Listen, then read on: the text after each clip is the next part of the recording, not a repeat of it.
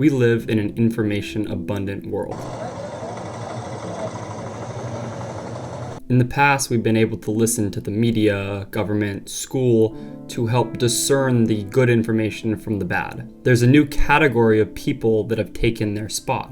Joe Rogan, Andrew Huberman, Lex Fridman, Dan Koe, the list goes on. They have positioned themselves as trusted sources of information. Honesty at scale over time. Then we can ask, how do they maintain relevancy? Well, they don't fix a skill problem. There isn't just one thing that Joe Rogan teaches us. They are generalists. But I thought that generalists didn't have a place in this world. I thought you had to learn how to code. We are all, now more so than ever, looking for guidance. Take some of the most popular books of the last decade.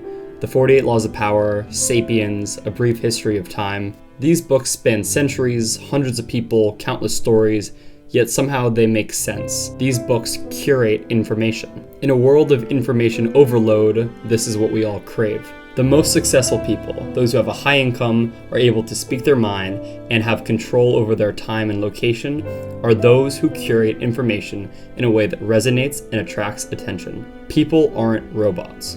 We are curious. We're always on the hunt for new ways of making sense of the world. We are all inherently synthesizers, and because of the internet, this has become a potential career path.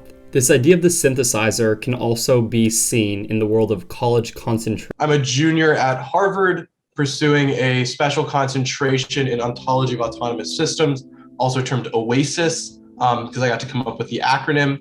It's a sort of degree that I designed myself across 5 fields, which are robotics, computer science, philosophy, math, and organismic and evolutionary biology. I'm also doing a concurrent master's in computer science. And yeah, I'm looking forward to talking today.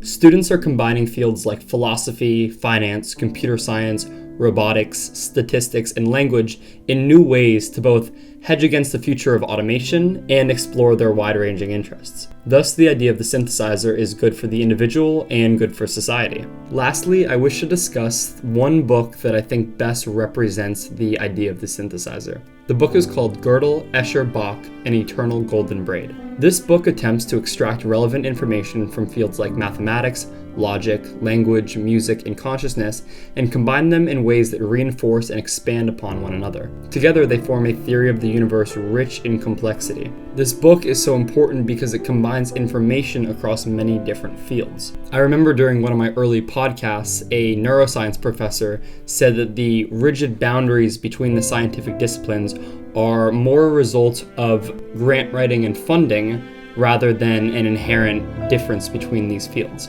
We're living in one universe that is deeply interconnected, and to me, it's the intersection of these diverse fields that are most fascinating and that I believe will harbor the most important ideas. And it's the curation of these ideas that I think becomes paramount in a world with an information overload.